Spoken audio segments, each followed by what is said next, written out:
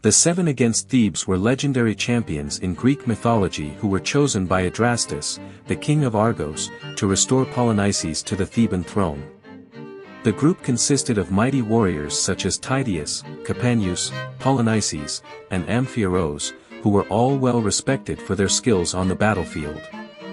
On their way to Thebes, the seven stopped at Nemea to hold funeral games for the infant Opheltes, which ended up leading to the inception of the Nemean Games. Despite their attempts to negotiate with Thebans, they failed and Capaneus was struck down by Zeus' thunderbolt while scaling the city walls. In the midst of the battle, Tydeus was fatally wounded, and Athena tried to make him immortal for his bravery. However, when she saw him eating the brains of his attacker, she let him die.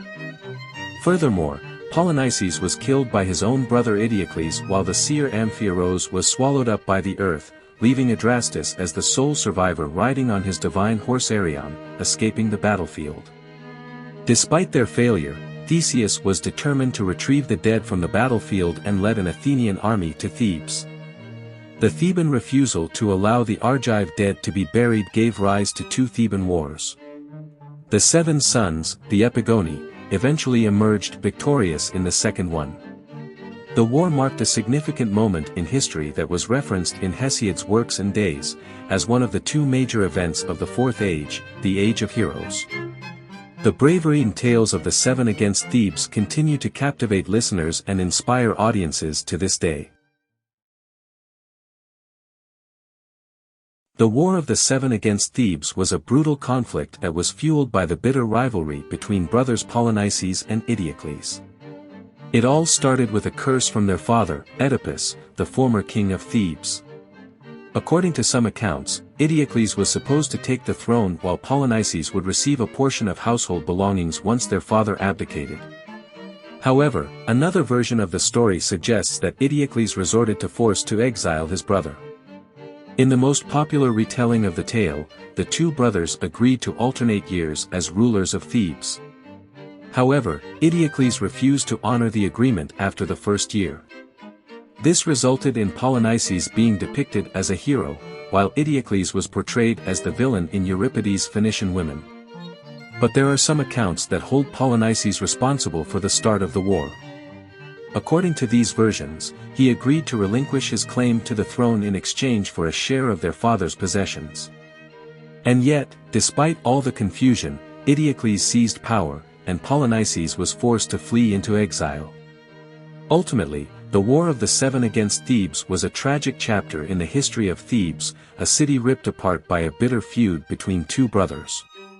However, the story lives on as a cautionary tale about the danger of unchecked ambition and the destructive power of family conflict.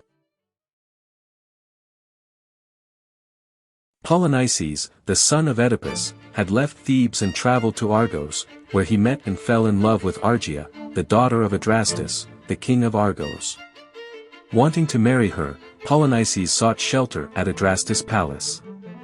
However, he soon found himself in a brawl with Tydeus, the exiled son of Caledonian king Ennius. Adrastus was troubled by the fight, as he had remembered an oracle stating that he should marry his daughters to a lion and a boar. To fulfill the prophecy, Adrastus decided to give his daughters to the two foreign princes, Polynices and Tydeus, and promised to help restore their kingdoms. Adrastus then assembled a large army, including the two princes, and set out to attack Thebes, known as the Seven against Thebes. However, Amphiaraus, one of the seven champions and a seer, refused to join the expedition as he had foreseen that it would fail. But when Polynices bribed Amphiaraus' wife Eriphyle to convince him to join, Amphiaraus was forced to comply with his promise made to allow his wife to settle any disputes between them. Tydeus and Polynices then decided to seek allies for the war and traveled to Mycenae as per the Iliad. The Mycenaeans initially agreed to join but later declined due to ill omens sent by Zeus. Despite the setbacks, Adrastus and his army marched towards Thebes, with the fate of the two exiled princes hanging in the balance. Do you want to explore more Greek mythology stories? Who do you want to see featured next? Subscribe and leave a comment below to let me know. I'll see you in the next video.